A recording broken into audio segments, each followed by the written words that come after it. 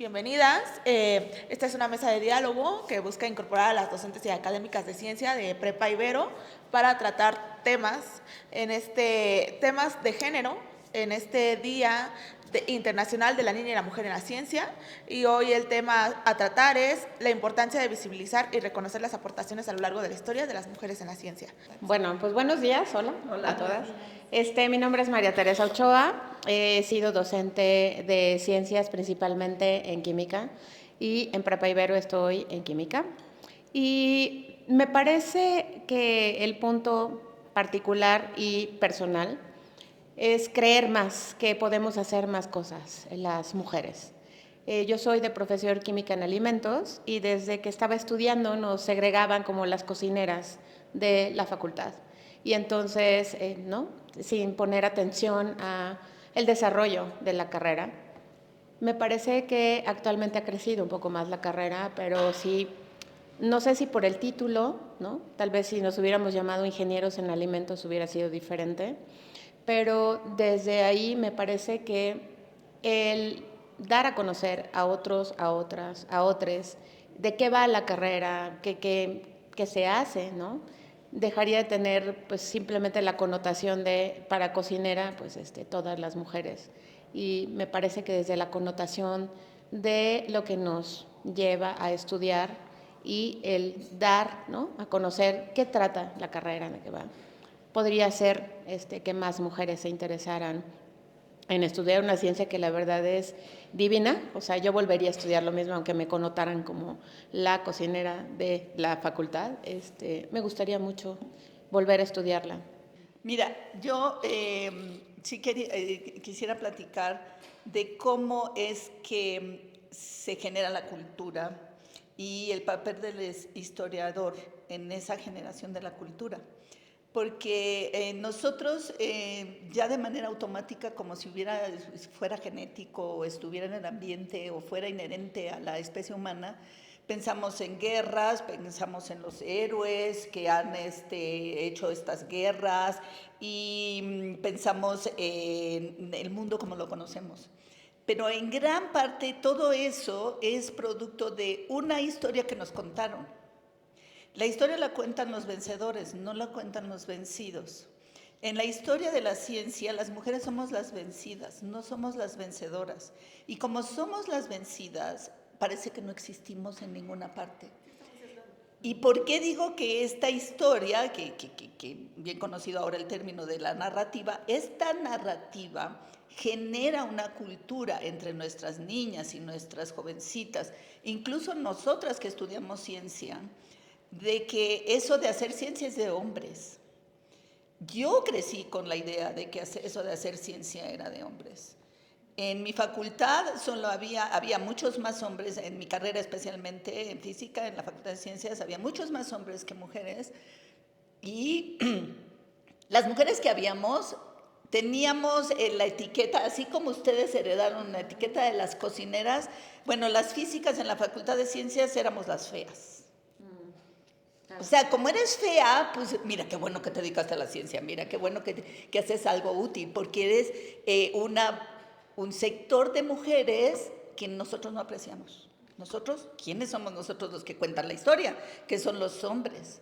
Entonces, ¿por qué hay que hacer visible toda la contribución que todas esas mujeres han hecho a la ciencia y que en el alto porcentaje de casos se lo roban protagonistas hombres, porque es un robo lo que hacen, es un auténtico plagio, y lo firman con su nombre, y los que aparecen en los libros como los grandes héroes de la ciencia son ellos, cuando que las que midieron las fotografías de los planetas y de todas estas estrellas eran mujeres, ejércitos de mujeres trabajando para la ciencia.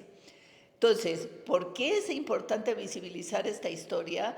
Porque somos las perdedoras, porque tenemos que recuperar ese rol que hemos jugado toda la vida en esta ciencia y entonces contar la visión de las vencidas y contar que sin nosotras mucha de esa ciencia no estaría todavía ni descubierta, ni trabajada, ni nada. Ahora, yo quiero pasarle la palabra a Mena porque ella viene de la misma escuela donde yo estudié, pero obviamente como medio siglo después de que yo haya estado. En la facultad, sobre todo en la licenciatura de física, sí seguimos siendo minoría las mujeres. La verdad es que a mí ya no me tocó tan fuerte sentir como discriminación o machismo. O sea, hay ciertas anécdotas que sí me han contado de que un profe dijo esto, un profe dijo aquello y todo. Pero mi hermana y yo las dos estudiamos física. Y yo la verdad es que no había pensado tampoco, considerado estudiar física. Y sí, pues tener el ejemplo de alguien cercano que se atrevió y todo, la verdad es que sí, me animó muchísimo, se hizo toda la diferencia. Entonces sí, además de visibilizar como las aportaciones de estas mujeres de científicas en la historia, también como que es importante pues tener a un ejemplo cercano que pueda seguir, ¿no?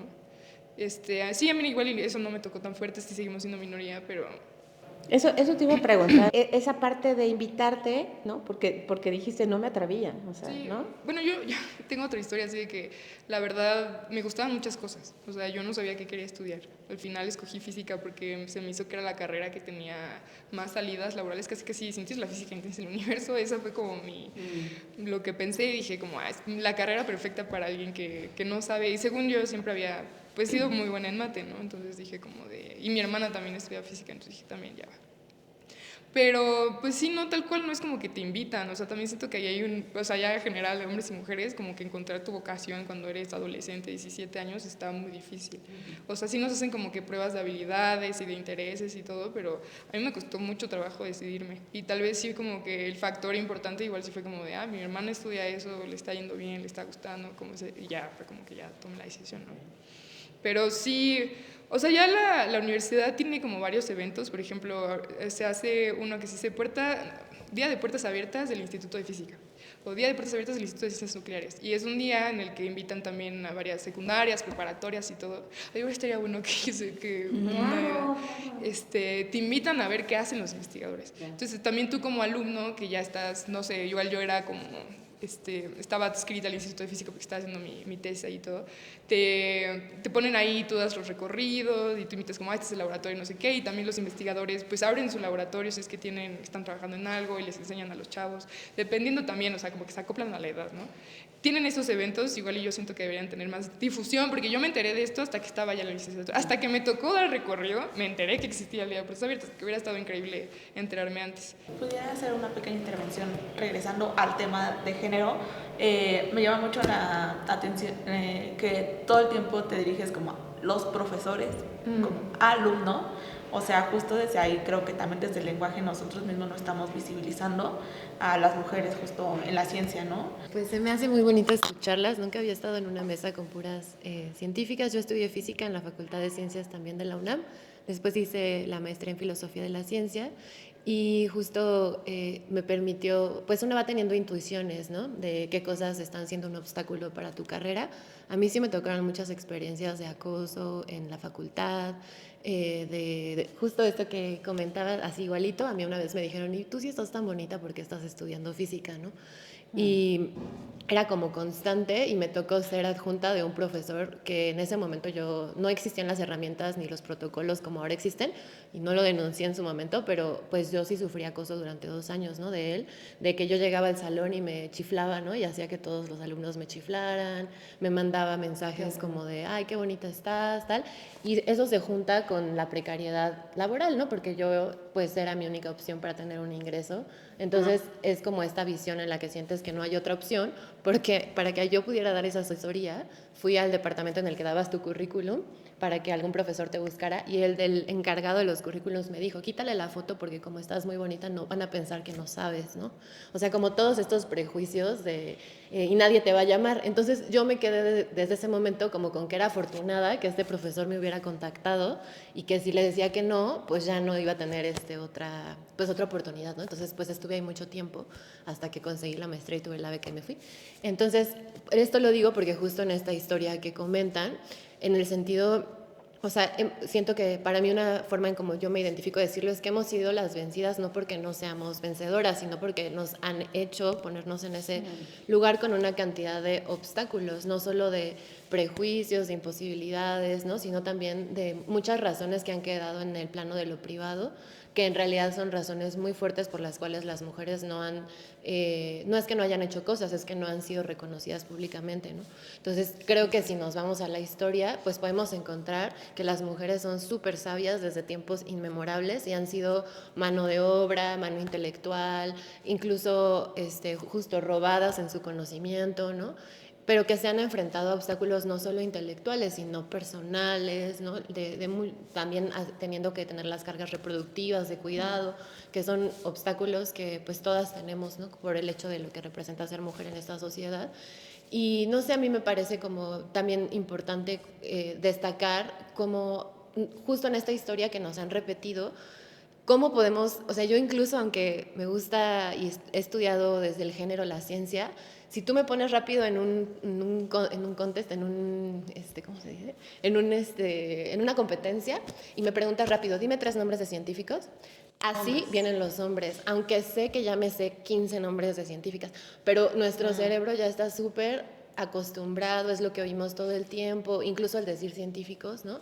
Hay como reto en el cual te dicen, ¿no? Como, piensa en un eminente científico. Inmediatamente piensas en un hombre, cuando no te están diciendo que es un hombre, ¿no? Entonces, pues es una lucha grande y por eso me parece bien valioso como nombrarnos en femenino, poner ejemplos, ¿no? Porque los hay y hay muchos, solamente que no están siendo tan reconocidos y sí requiere un esfuerzo un poquito más grande como de, bueno, fíjense que pasó esto, ¿no? A mí me llama mucho la atención como la que más conocemos todas es Marie Curie, ¿no? Todas la nombramos, pero no sé, Marie Curie tiene una historia muy fuerte, o sea, si te pones a investigar su historia, fue echada de la escuela por razones personales, ¿no? O sea, por ser mujer, por querer separarse de su esposo, y aún así teniendo 2 premios Nobel, ¿no? Entonces, como que ves incluso que la mujer más reconocida en la historia haya sufrido todo eso, ya haya tenido tantos obstáculos, pues habla un montón de ponernos a imaginar entonces cuántos obstáculos han tenido las que ni siquiera sabemos nombrar, ¿no? Entonces, bueno, eso, a mí me emociona mucho. Yo pienso que esto que se está haciendo esta semana es sumamente valioso precisamente por esto, ¿no? Por la difusión que les estamos dando para que tengamos otro espejo y los chicos, las chicas, vean un espejo y se sientan también capaz de poder ser partícipes en esta etapa de la ciencia como mujeres y que tengan un lugar y que se valoren también como científicas y que no es algo exclusivo, ¿no? Y de hecho yo creo que las aportaciones, aun cuando estén detrás han sido mucho mejor las de las mujeres, tienen otra visión, otra intuición, que eso también, ¿no? Siempre es menospreciado. Y yo creo que si se valorara todo eso, yo creo que sería más equitativo el hecho de estar dentro de la ciencia. No es exclusivo de los hombres, ni de las mujeres, pero yo creo que todos podemos aportar muchísimas cosas.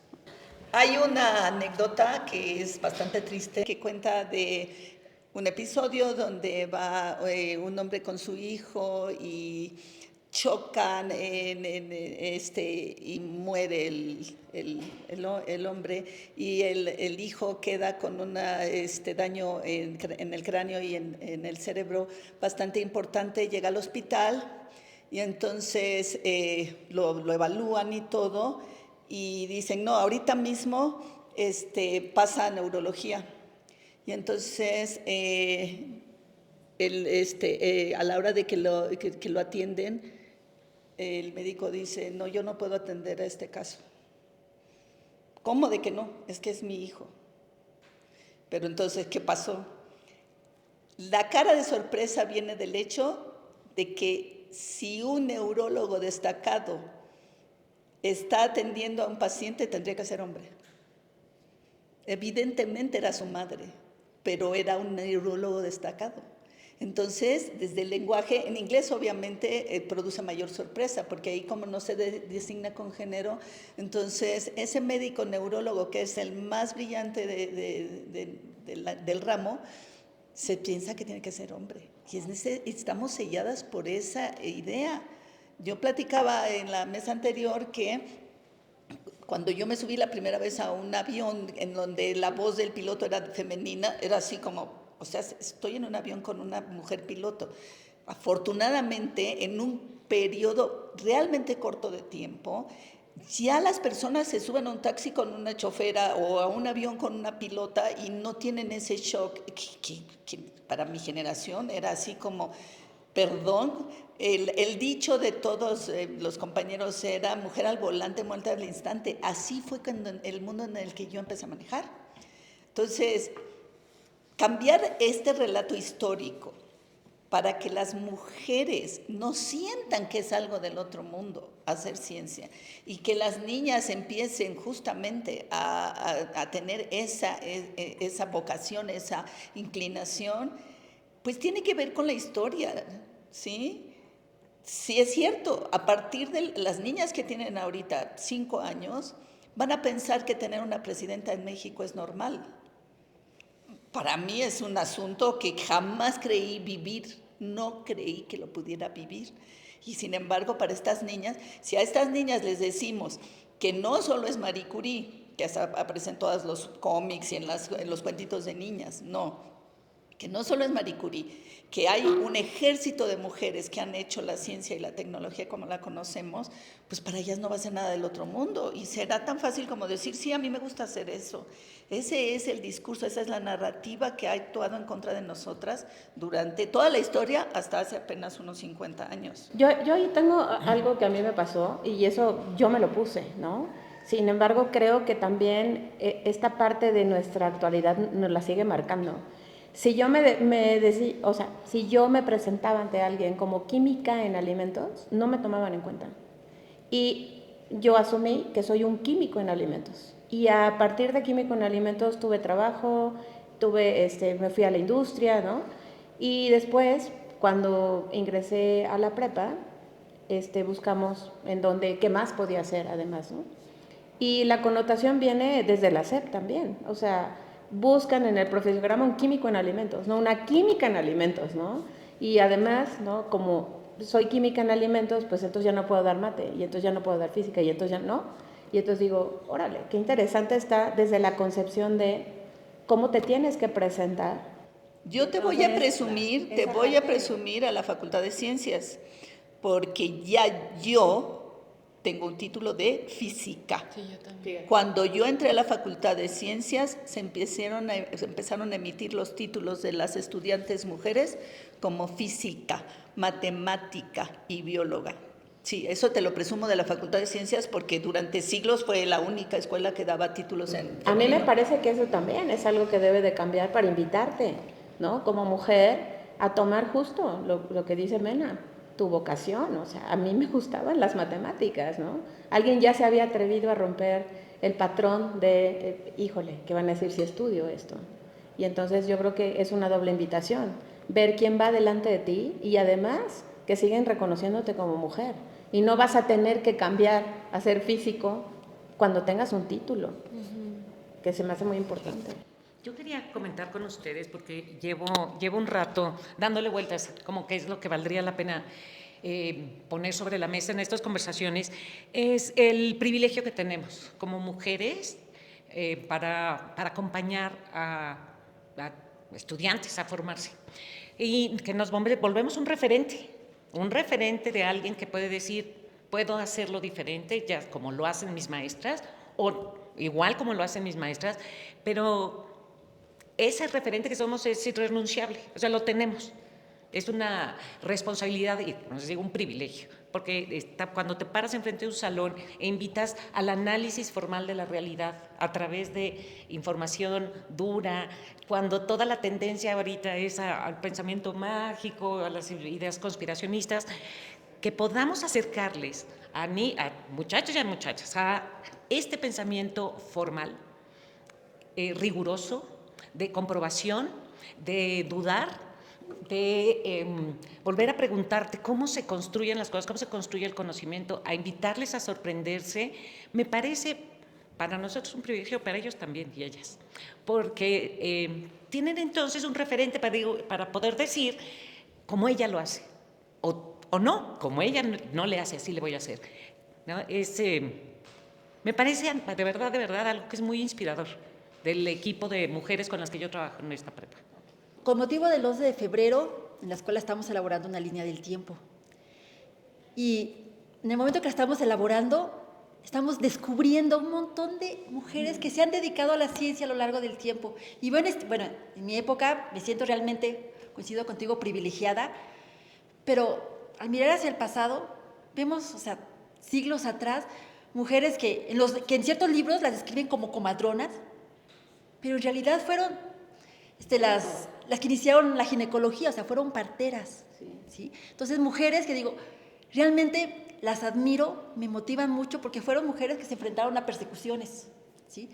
Fueron completamente canceladas, les negaron la entrada a la escuela, a la universidad, ¿sí? No les dieron reconocimientos.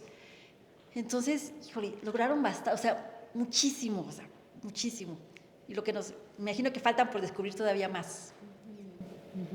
Yo igual quería añadir que así como en ese mismo sentido que dicen de todas las referentas, como que a mí me parece también muy bonito que en el momento en el que ahora estamos ya no es solo de darnos cuenta que no son hombres y no son mujeres, sino que son ahora mujeres, pero que somos mujeres diversas, que no es el estereotipo de la mujer científica, porque pasamos de ser hombres a ser mujeres con bata, con lentes y feas. Que quede claro. Estereotípicamente, o sea, con una estética que está desaprobada socialmente, ¿no? Y pienso que ahorita es también darse cuenta de que pues todas aquí somos bien distintas, o sea, solo como por nombrarnos, ¿no? Tenemos cabello corto, largo, canas, no canas, perforaciones, o sea, un montón de cosas que también creo que es bueno que vean ese referente de diversidad, para que no se sienta que solo si sigues este estereotipo tiene que ser. Y también yo pienso, ¿no? Y me gustaría como saber su opinión, que también creo que tenemos que desrigidizar la ciencia, ¿no? O sea, en el sentido de que parece que solo si piensas de esta forma y es solo científico y no tiene que nada que ver con lo social, entonces eres una buena o buen científico o científica. Y yo pues como me involucré mucho siempre con las cuestiones sociales, les sorprende mucho cuando en mis clases es como, bueno, pero eso sí tiene un impacto social, ¿no? O la ciencia, claro que tiene que ver con el momento histórico, o no es aleatorio que haya pasado esto, ¿no? O este descubrimiento está construido también socialmente. Entonces pienso que ese es como un pasito más que de pronto a mí me parece importante dar para también hacernos como más, pues más humanas en el sentido de visibilizar cómo en la ciencia también ha habido muchas construcciones sociales, políticas, así como estamos viendo en el género, pues también ha habido decisiones que han hecho, digo, la que tenemos todas en mente siempre es la bomba atómica y los descubrimientos físicos en ese sentido, pero ha habido muchos en otros sentidos, ¿no? Por ejemplo, ahorita no me acuerdo el nombre de la doctora, pero hay, que eso me pasa y me choca que no me acuerdo de los nombres de las mujeres. ¿Cómo me choca que así dices algo y el doctor Freud dijo tanto y la doctora que no me acuerdo cómo se llama? O sea, eso siempre pasa y cuando me pasa me doy así como 2 puntos menos, pero bueno, que lo que ella hizo, que era un poco lo que decía Ana Lau, es que justo como tenemos como mujeres una implicación social a veces más grande o un sentido de responsabilidad social más grande que usualmente los hombres, ella como que hay un descubrimiento que hace a raíz de que le interesa la comunidad en la que trabaja y gracias a ese interés es que hace una aplicación social, ¿no? A eso, como lo pueden ser las vacunas, medicamentos, etcétera, ¿no? Y que creo que ahí es donde hacemos ver como, a ver, no todo se hace solo en el laboratorio y no influyen otros factores. Claro que sí influyen y está muy bien, ¿no? Que también tengamos esas conexiones con otras colegas, ¿no? y áreas de estudio. Es este sello patriarcal de la historia de la ciencia. Hay un sello patriarcal en todas las historias, obviamente, pero el sello patriarcal en la historia de la ciencia es que no tiene nada que ver con el mundo prácticamente. O sea, el mundo natural es mi mundo y la gente, pues, ay, bueno, ahí está, pero no me importa. El de erradicar ese sello patriarcal pasa por el reconocimiento de las contribuciones de las mujeres y el papel que actualmente tienen que jugar las mujeres en la ciencia, porque no es difícil rastrear que esta imagen de Einstein, qué bonita imagen de Einstein, ya todos los físicos estamos despeinados, tenemos el suéter ahí aventado, vamos sin calcetines, esa imagen de ese Einstein tuvo a una Mileva que estuvo en la oscuridad durante 100 años, estuvo en la oscuridad, hasta que apenas ahorita se reconoce que Mileva le estaba echando la mano a la teoría de la relatividad, que Mileva trabajó en la teoría de la relatividad, pero tenía 2 hijitos, uno que además estaba medio rarito, sí, porque acabó en un psiquiátrico la criatura. Esta Mileva nadie la mencionó. Tuvimos que llegar al siglo XXI para que dijeran, miren, Mileva trabajaba en la teoría de la relatividad junto con Einstein. Pero como solo se podía poner autores varones, es que no te puedo poner, mija, tú dale de comer al bebé. Entonces, este sello de la ciencia rígida, de hombres científicos fríos y calculadores, es un sello patriarcal de la historia de la ciencia. Y que a la hora de que empiezas a sacar a las mujeres, te das cuenta de que hay una científica sin la cual no existiría el Wi-Fi, y que era una actriz de Hollywood hermosa, sensual y exitosa en Hollywood, y sin embargo su papel como científica nadie lo reconoció jamás hasta que llegamos al siglo XXI. Y yo rescataba en la mesa anterior que para la guamisa que nos han puesto, para el pisoteo en el que hemos sido sometidas, vamos rápido. En 100 años empezamos ya a rescatar las historias de las mujeres, del papel de las mujeres en la ciencia y en todos los demás ámbitos de la vida humana, en todos los demás ámbitos. Pero en la ciencia llevamos apenas 100 años. O sea, Marie Curie gana el premio Nobel en los primeros años del siglo XX y llevamos apenas 100 años de empezar a rescatar estos roles, estos papeles, estas científicas y esta ciencia al cual hay que irle quitando su sello patriarcal. Sí estoy contigo, hay que quitarle ese sello patriarcal a esa historia de científicos fríos, calculadores, que no tienen corazón. ¿Quién les dijo que los científicos, ni ellos tampoco son así, by the way? Sí. Oigan, yo les tengo que contar un gran dato que me enteré hace poco. En los movimientos del feminismo y de tener un lugar preponderante en la vida social, política y económica del mundo, se dieron en paralelo con los movimientos del cuidado de la tierra. La conciencia ecológica fue al mismo tiempo. Y no puedo evitar hacer un paralelismo de este cuidado de la madre tierra a través de la figura de las mujeres y del feminismo, que se vuelven protagónicas, de voltéame a ver, pero voltea a ver tu entorno, ¿no? Cuando hablamos, ahorita que mencionabas que de este científico rígido, donde de alguna manera, no sé si es esta impronta natural, social, impuesta o no, pero sí de un cuidado comunitario. Ese que no me parece tan azaroso, que haya sido al mismo tiempo las dos cosas.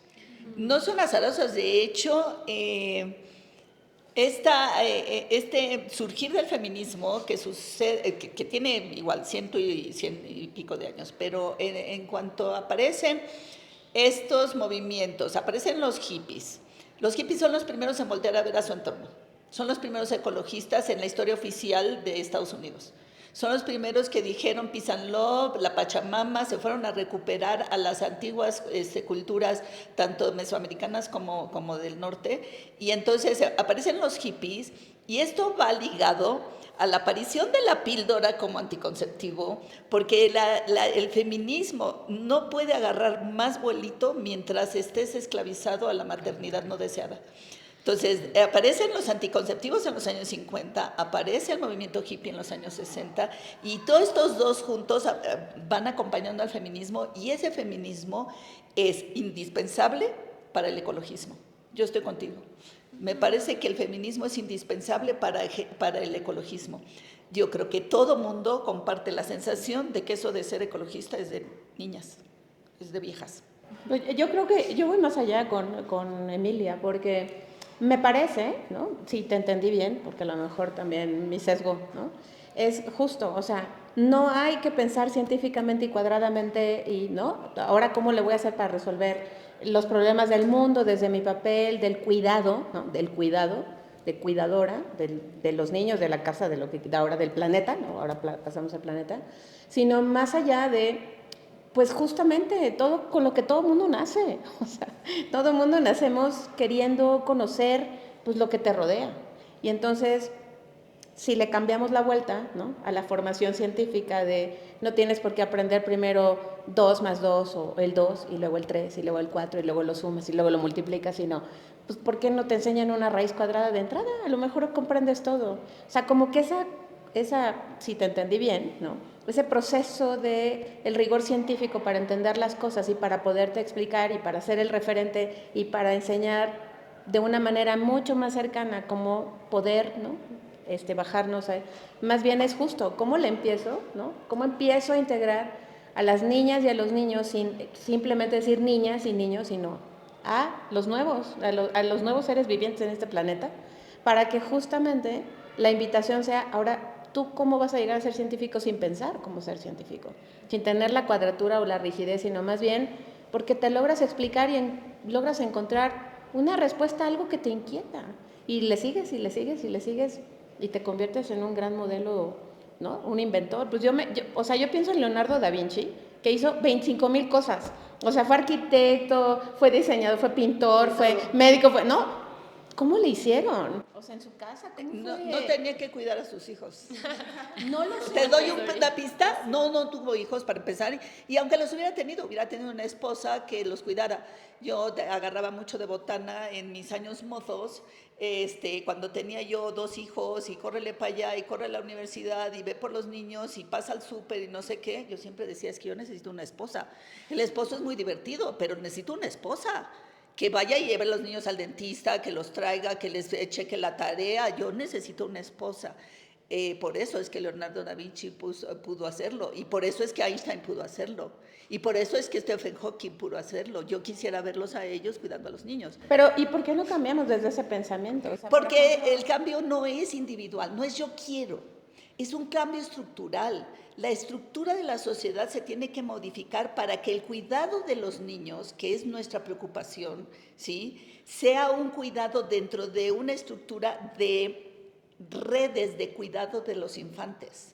O sea, redes de cuidados que socialmente se encarguen del cuidado de los infantes, y que no seas tú corriendo a la guardería o tratando de contratar a alguien que te cuide a tus niños, sino que todas creciéramos con la confianza de que nuestros hijos van a estar cuidados en un lugar con gente preparada, hombre, mujer o quimera, con gente preparada, un ambiente preparado, un ambiente Montessori, perdón, pero ahí mi sesgo no se puede obviar, un ambiente Montessori donde los niños puedan crecer mientras la mamá está haciendo su carrera, mientras el papá está haciendo su carrera, y después nos dedicamos todos en la tarde a hacer familia, a hacer familia y a hacer comunidad. Estas familias atomizadas, donde la mujer tiene que averiguarse cómo le hace con los niños. Es que debería de ser un problema social, debería de ser una estructura que facilitara este manejo de las nuevas generaciones, sin necesidad de sacrificar a nadie. O sea, que las personas que trabajen cuidando niños fueran profesionales de cuidar niños, pagadas por cuidar niños, y con toda la disposición y en un ambiente preparado para cuidar niños, y no a ver cómo crecen. O sea, había una canción en los años 60 que la cantaba Paro Ochoa, que cantaba Las Mujeres, una de mis primeras